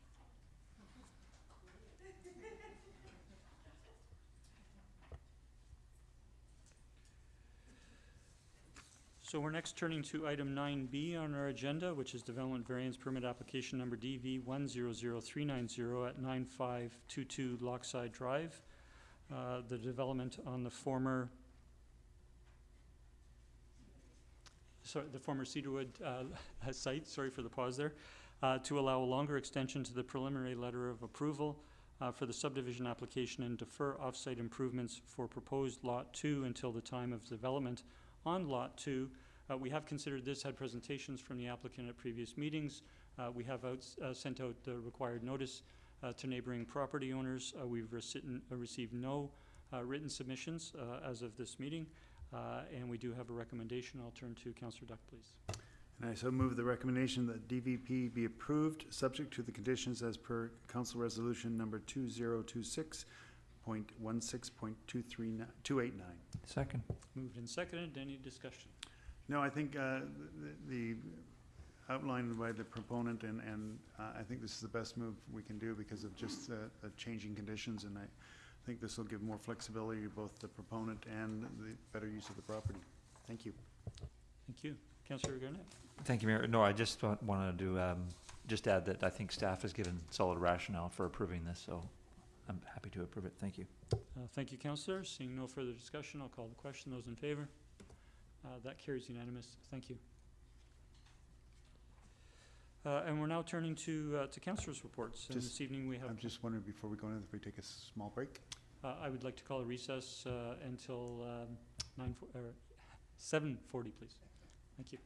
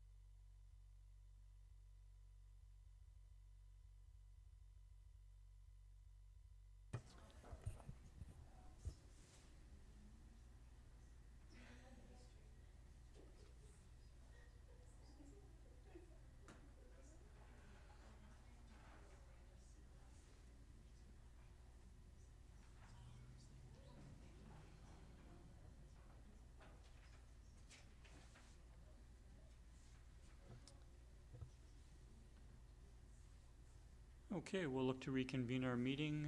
Just confirm, Councillor Wintoul, you're still with us. Thank you. And we're next turning under number 11, council reports to Councillor Duck, who has a number of updates. Please go ahead. Thank you, Mayor. And I'll start with the Climate Action Intermunicipal Task Force. We just held our quarterly meeting and got updates from CRD staff on what actions were taking place. And there's a new I shouldn't say a new climate action strategy, but a renewal of the climate action strategy, which will be coming forward to the CRD Environmental Committee in July, and then actioning that following that. They gave us updates on the different programs that are going on, such as installations of level 2 chargers, which happened in our partner sister community, Central Saanich. And there were a number of other activities, but moving ahead continually. I'm impressed with the work that the staff are doing at the CRD on climate action, and it's encouraging to see the number of activities that are happening in our communities throughout the CRD as well, and representation from the different communities there, and just updates on what's going on. They're looking for a climate committee gathering in November just to bring forward some of the successes of the Climate Action Task Force and within the community. And they'll be doing benchmarking on most of the buildings throughout Victoria and Saanich. They've got 70% of those identified, and that's where they're identifying just what the gas release, greenhouse gases release. And they did over 107 school workshops this year, of which Sydney was one of the recipients of that, and that's encouraging too. And I don't know if you follow, but on Czech News now they have the weather workshop, where the schools are visited by the weather representatives from Czech TV, and they were recently in Sydney as well to provide that. So it's encouraging to see this kind of information being delivered to the community. And that's all I have on that particular one. Thank you for the update. Are there any questions from colleagues? Not seeing any. Please continue. Last week was the South Island Prosperity Partnerships annual general meeting. This is the 9th year, I believe, 9th or 10th year. Just demonstrating their success in moving forward. They provided a tremendous annual report, which you can see online, and happy to provide that, as well as printed copies of it.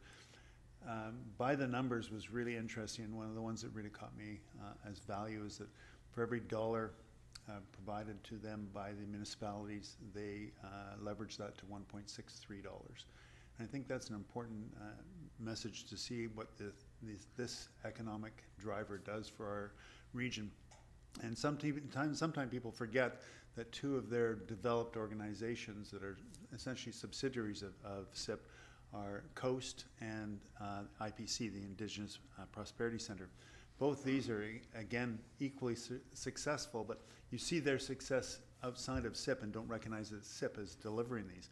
For example, Coast has resulted in bringing $83 million worth of investment to the BC coast, which 3.7 million of that has come into this region.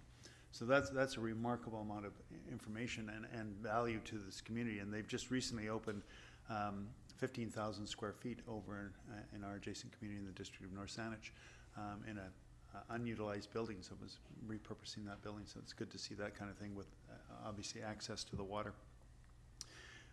So it's just, I think it's the value of this organization and regional economic development can't be disregarded for just the value they have brought. They are a facilitator in bringing economic development to our region, and I'm proud to be involved with them. Thank you. Thank you for the update, Councillor. I'll look to colleagues if there are any questions. I have one, and they did make their request last year to the 13 municipalities for ongoing funding. Can you comment on whether all municipalities have continued to support, or is that still a work in progress? No, there are 10 municipalities that participate, the 3 that don't, the District of Central Saanich, Colwood, and Langford. Langford is giving consideration to it, and the arrangement that may be coming to Langford is that they'll be doing project work in conjunction with Langford, which will actually contribute more to SIP's revenues than being a member. District of Central Saanich decided in the last year to remove itself from the partnership, but that may be up for reconsideration with a new council, and Colwood has not participated at all. All the remaining municipalities are, and the funding agreements are being renewed, and they're looking at 5-year funding renewal agreements to give some stability to the organization moving forward. Thank you for that update. And we'll turn back to you for your 2 other updates. Councillor Novak and I attended the Provincial Emergency Management Organization's Peninsula dinner last week, where members were recognized there, and it's encouraging to see when you go to these dinners, as I should also mention CEO Edwards is there too. There's, these are volunteers that are giving thousands of hours to the safety and survival of people in our community, and these are dedicated individuals, and they recognize some that have been there for 20 years and some that have been there 1 year. So I think it's a remarkable organization, and the work they do as volunteers is to be recognized.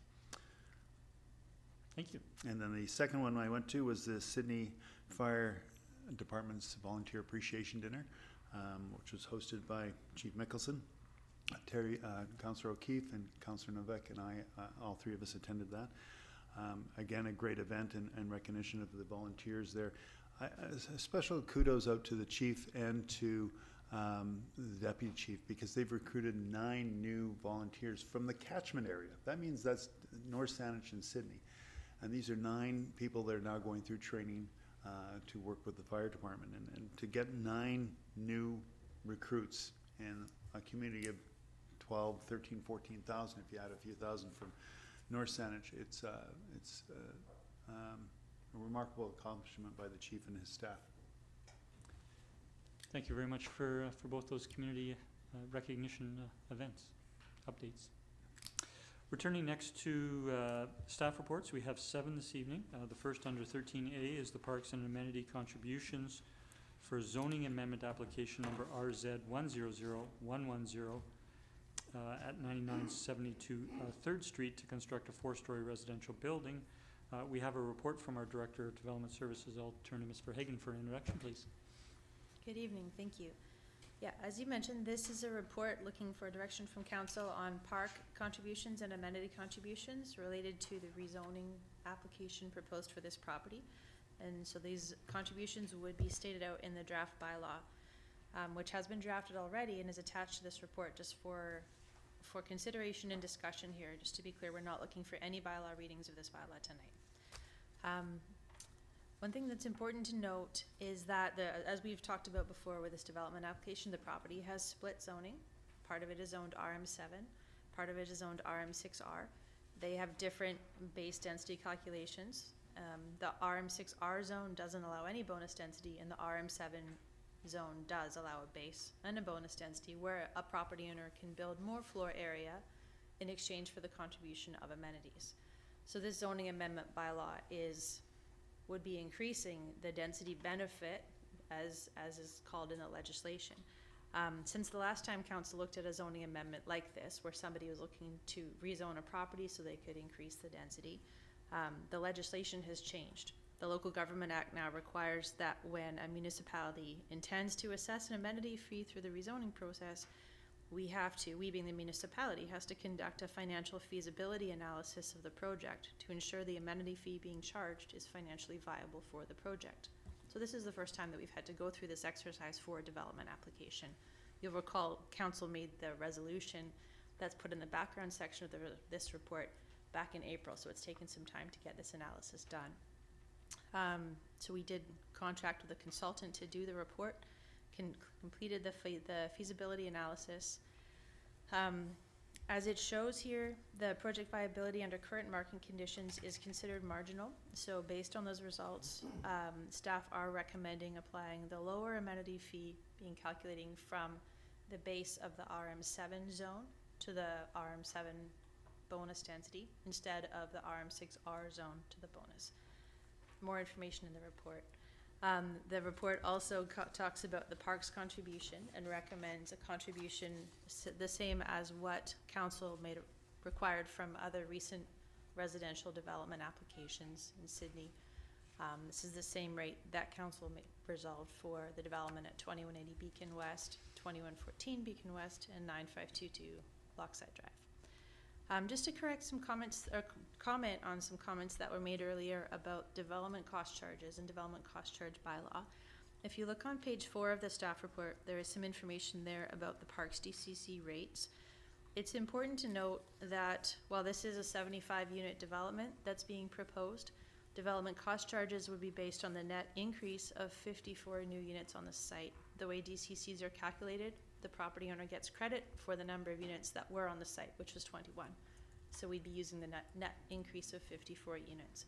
And it's also important to note that we can't charge development cost charges in a bylaw that hasn't been adopted yet. Council gave our DCC bylaw 3 readings back in April, I believe. It's been sent to the ministry for review. It's not yet adopted. Also, BC legislation gives protection for in-stream applications like this one that are in the process of being reviewed, haven't been approved, and they are protected from paying those new fees for 1 year after the DCC bylaw is adopted. So even if the DCC bylaw was adopted today, this development wouldn't be paying those fees if they got a building permit within 1 year of that DCC bylaw being adopted. So it's important to keep those in mind as you consider these numbers. Be happy to answer any questions. Thank you. Thank you very much for the introduction. I'll turn to colleagues if there are questions. Councillor Duncan, please. Yeah, thank you. And just to clarify that the financial viability assessment, and it applied to the amenity fee for the bonus density, when they looked at that, did they include that there'd be this park's DCC as well, or did they only look at the amount for the bonus density? Yes, they did factor into the park's contribution as well. Thank you. Thank you. Councillor O'Keefe, please. Thank you. I should have asked this earlier, but I just thought of it now.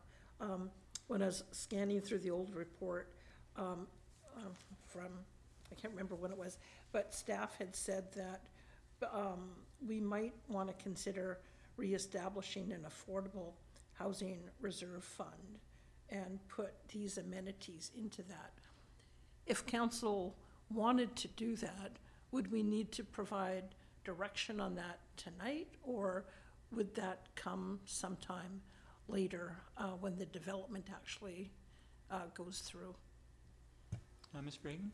Sure, thank you. Through the mayor to Councillor O'Keefe, I would defer to Mr. Edwards on this or Mr. Hissick, but I think council could make a resolution on that at any point, but if somebody has a different response, please say it. Thank you. Mr. Edwards? That's correct, yeah. Council does not need to provide that direction tonight, and it's entirely possible for council to provide that this evening if they wished, but it's not necessary to do this evening. Okay, thank you. Thank you, Councillor. Seeing no further questions, I'll look for someone to move the staff recommendations. Councillor Duck, please. I so move the recommendation that 1, that having considered the appropriate persons, public authorities, and organizations that will be affected by the proposed zoning bylaw, staff be directed to prepare and send a letter inviting comment from the applicant, and that any feedback be provided to council at the time of consideration of the bylaw. 2, that in addition to the resolution 2026.18.197 made by council on April 13th, 2026, as a condition of approval of zoning amendment application number RZ100110 to amend the zoning designation of the property at 9972 3rd Street in order to allow for the development of a 4-story multi-unit residential development. The property owner shall, prior to the issuance of a building permit, A, pay a parkland acquisition contribution of $23.50 per square meter of gross floor area of the building, less any floor area exemptions permitted in section 5.1.11 of the zoning bylaw, and less the required Parks DCC amount payable. B, pay an amenity contribution based on the increase in floor area ratio calculated from the base density permitted by the RM7 zone. We have that moved by Councillor Duck. Second. And seconded by Councillor Duncan. I'll turn to the movers. I think that this is a step forward, and this doesn't mean that we're passing the zoning bylaw. This is just part of that bylaw that's going to come forward. and it will give structure to that bylaw. I think that as staff have indicated, that the consultant was brought forward to look at this, because that's now a requirement under a provincial authority, has given the due diligence to identify this, the CC be set at this amount. I'm not seeing any information that says that challenges the viability of the project, if this is more or less, so I'm open to comments from my colleagues as to that. Thank you. Thank you. Councillor Duncan. I have nothing to add at this time. Thank you. Any further? Councillor Keefe. Thank you. I have reluctance with this. I think it's a difficult situation that we're in, that we're, because of the new legislation, not able to, charge the full amount. So it would be nice, would have been a nice chunk to be able to put into an affordable development fund. However, it doesn't seem like we have much choice. I guess we could propose in another amount, but I don't know enough about all this to know what would be an appropriate amount. Staff have talked to a consultant about this, so I think I'm feeling that we don't have much of a choice in this. So it seems like I will reluctantly have to support that. Thanks. Thank you, Councillor. Councillor Gurnett, please. Thank you, Mayor.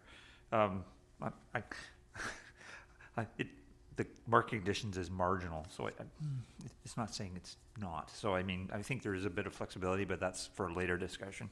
I just wanted to make a note of it because we did have a member of the public come to council chambers before the meeting and had a discussion. And I knew this would probably happen, so that's why I'm going to address it for people who will watch the meeting, or a member of the public who I see might be taking notes. Just so people know, this is not to approve the zoning bylaw amendment. This is just one more additional layer in the process. That there was a little bit of confusion amongst people in the public, so I just want to state publicly that this is not what we're doing tonight, so people don't have to panic. You'll still have an opportunity to come back and provide feedback when the decision is considered by council. Thank you, Mayor. Thank you, Councillor Gurnett. I'm certainly supportive of this, and I want to thank staff for the full report. As staff indicated during the introduction, there is a new process in place based on the provincial legislation. It was helpful to read how staff proceeded through that process and the recommendation that they've provided. Councillor Keefe for a second time. Yeah, thanks. And through you, and maybe just clarification for staff, and maybe it will be helpful for the public as well, is that I imagine the reason they're wanting the clarity in terms of the amenity benefit is that although we're not approving this necessarily going forward at this time, and we don't know what that will look like, is that they need to know for their financial reasons what they're looking at in terms of their bottom line in terms of moving forward. So is my assumption on that accurate? That's why they're coming to us now to ask about the amenity charges. Just through the mayor, just to clarify a bit, it's not that the developer's coming to us for this. It's part of what we as staff have to do as we're reviewing the zoning amendment. So on page 3 of the report, there's a section on public consultation on this bylaw amendment too. So it's more that we have to communicate with parties who council think are affected by this bylaw. So that's why we've drafted the bylaw just for consideration and put it on the agenda with these draft numbers in here. And we're recommending, as you made a motion to do, to contact the applicant being the party affected the most by this. Gotcha. Okay. Does that answer your question? Yep, that clears up a bit of that. And I think that'd be useful for anybody listening as well. So thank you for that. Thanks, Councillor Keefe. Seeing no further discussion, I'll call the question. All in favor? Excuse me, that carries unanimous. Thank you. Thank you again to staff. We're next turning to item 13B, which is permissive tax exemption renewal request from Resthaven Lodge. We have a report from our Director of Finance. I'll turn to Mr. JOİHİP, please. Thank you, Mr. Mayor. So this item is to consider an extension of the property tax exemption for Resthaven Lodge, operated by Broadmead Care Society. Broadmead was granted their initial exemption in 2018 for a 4-year period. Since then, they've been granted 2 additional 2-year renewals and are now asking for another 2-year renewal. However, given that they have now received 8 years of exemption, Council also has the option of extending their renewal to 8 more years to match it up with the remaining set of permissive exemptions. 5 different options are outlined for Council's consideration in the report.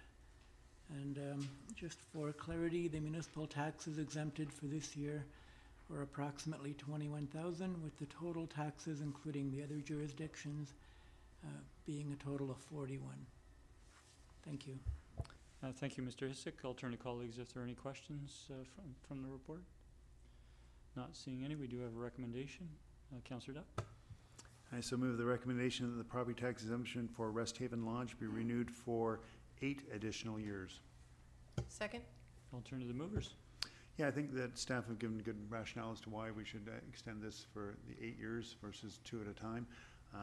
And given the other examples of those that we give a tax exemption to, I think that Rest Haven fits the qualifications, and I see it going forward. Thank you.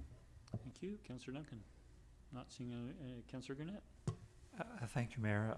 I will support the motion because I think they've shown a benefit to the community, but when I'm looking at their financial statements, I noticed that from 24 to 25 there was under expenses, employee composition and benefits increased by $1.27 million. Now I don't know how many employees they have or if they sign new contracts, but that jumped out to me as quite a large jump over 1 year.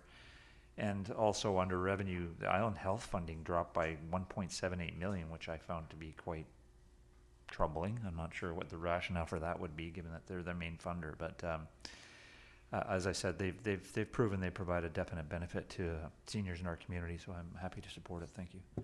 Thank you, Councillor. Seeing no further discussion, I'll look to call the question. Those in favour? That carries unanimous. Thank you. And we're next turning to item 13C, which is Royal Canadian Legion Legacy Project. We have a report from our Manager of Public Works and Parks. I'll turn to Mr. Robinson, please. Good evening. Good evening, Mr. Mayor and Council. 2 weeks ago, Executive of the Legion came forward with a proposal for a legacy project in a prominent public area. It was referred to staff for a report. Along with that was a contribution of funds that they were identified in the budget for that. Staff looked and considered several areas. Based on the budget that was presented, it would be hard to create a standalone project within a park when you think of irrigation and landscape designs and a few of the little details that would have to go in based on the time frame. But it does dovetail nicely into a project that we've got approval already with council at the lighting and landscape improvements at the library. Staff did meet with library staff as well as the Legion executive, looked at the spot. Everybody was pretty much in agreement that the location would work.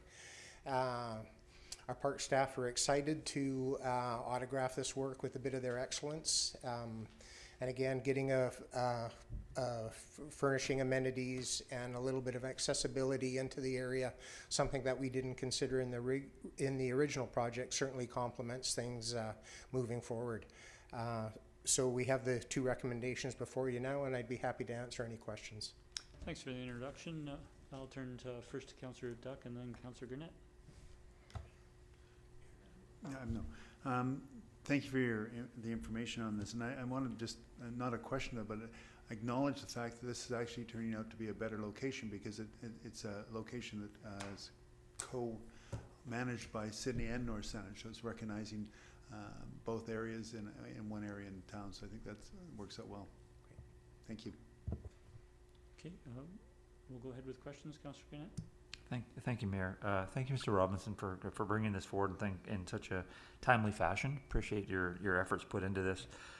My question centers around, I talked to Mr. Podmore earlier. They have a grant application in with Veterans Affairs currently, and I understand they're contributing the $7,500. So, according to the grant application that was mentioned before, it had to be the plaque itself had to be installed by the end of July, and you're talking about work starting in mid-July. would that timeline work so that if they were approved, they could still qualify for that grant funding? Yeah, through the mayor to Councillor Garnett, I believe it would work. Certainly what we're trying to do is get the Legion to get the wording and the plaque ordered. Whether or not the feature is a granite stone or it's a custom plinth that we do build in-house for many of our other dedicated plaques that we have within the town, I think that's easily done. As far as the major scope of the project, the whole corridor where the lollipop lighting is getting changed down to bollard style lighting, energy efficient lighting, and then a re-enhancement of the whole landscaping, I think we should be able to complement that. But the plinth feature could go in easily installed, and we could look at the concrete base and the extension of that pad to accommodate wheelchair accessibility as the construction project comes together. Again, if the plaque is ordered, there's an invoice supplied, perhaps that might satisfy the requirements as well. But it is an important 100th anniversary, and it's a good legacy project for the town to put in a location such as this. Thank you. Yeah, that's great. If they are successful, it certainly is an organization that values their funding. It would be great if they get that grant funding that we can actually make it happen for them. So I appreciate that. Thank you, Mayor. Thank you. Any other questions? Seeing none, I'll go to Councillor Duck a second time. Yeah, and I so move the recommendation that the Legacy Project request from the Royal Canadian Legion Saanich Peninsula Branch 37 for the installation of a commemorative plaque, memorial bench and area landscaping along the walkway to the Sydney North Saanich Library be approved, and 2, that the Legion's contribution of $7,500 be accepted and these works be included within the existing capital project to improve the library's pathway, lighting, and landscaping. Second. Moved and seconded by Councillor Duncan. Go ahead. Nothing to add. Nothing to add. Thank you. Seeing no further discussion, those in favor? That carries unanimous. Thank you. Thank you very much. Congratulations, Mr. Podmore.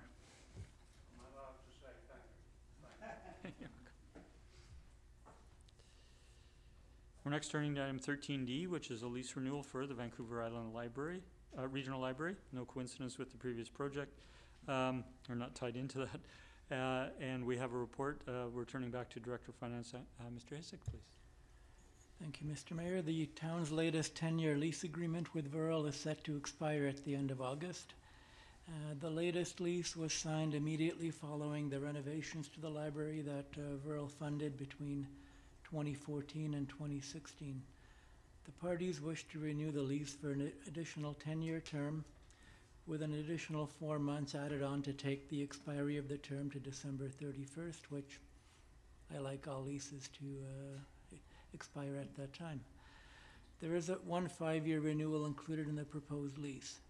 The changes in the document are minimal, only the dates and the annual payment amounts are different from what was in the last 10-year lease.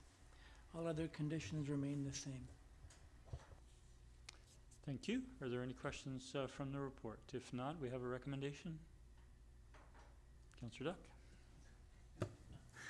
I so move the recommendation that the 10-year lease between the town and the Vancouver Island Regional Library, VRL, be approved, subject to the notice being published in the newspaper. Second. Moved and seconded. Any discussion? Seeing none, those in favor? Thank you. It carries unanimous. Returning to 13E, amendments to policy DV-005, planning procedures. I'll turn to Ms. Verhagen, please. Thank you. This is proposed as an update to policy the council adopted back in 2005, so just over 20 years ago. The purpose of the update is to bring it in line with our current practice. Really no procedures are changing. We're just attaching the updated guides to the policy. So I'd be happy to answer any questions. Thank you. Thank you. Any questions? Not seeing any. We do have a recommendation. I'll take that one on. I'll move the recommendation that policy DV-005, planning procedures, be approved as amended. Second. Moved and seconded. Any discussion? Seeing none. Those in favor? Sorry, Councillor O'Keefe. You're. Oh, you cut me off already. I didn't. There we go. You were looking a little lonely, so. No, I just want to say thank you to staff, because I thought this was laid out really well.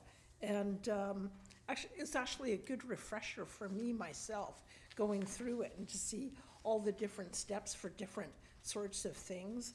A lot, not, you know, the flow chart, and then the you know, all the Q&A. So I thought it was really good. So, and I think it will be a good tool for the public. So thanks for doing that. Thanks you for that. And I'll look to now to call the question. Those in favor? And that carries unanimous. Thank you. And we have 13F, which is our 2025 Statement of Financial Information. I'll turn back to Mr. Hissack. I'll turn to Ms. Chen. Good evening, thank you. The Statement of Financial Information, or SOFI, is a routine report we prepare annually. It must be approved by council and submitted to the province by June 30th each year. The SOFI is prepared in accordance with the Financial Information Act, which specifies the information that must be included and how that information is to be presented. The accompanying staff report provides some description and context for the tables and schedules that form part of the SOFI report. I'm happy to answer questions if there are any. Thank you. I'll turning to colleagues if there are any questions. Seeing none, we do have a recommendation. Councillor Duck. I so move the recommendation that council approves the Statement of Financial Information for the Town of Sydney for the year ended December 31, 2025. Second. Moved and seconded. Any discussion? Just want to thank staff. Council is aware of how much work goes into the annual SOFI report, so we appreciate that.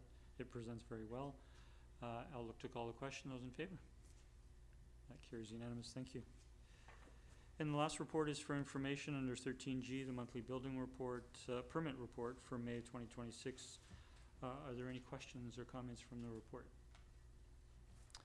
I'm not seeing any. We do have, we don't have any items under correspondence for council discussion. We do have several items under correspondence for information that we're receiving by virtue of being on the agenda. That concludes our business for this evening on the agenda. Council, I would look for motion to adjourn. So moved. Second. Oh, you guys were bad. Don't rush now. Those in favor? We are unanimous. Thank you, everyone. Thank you, council.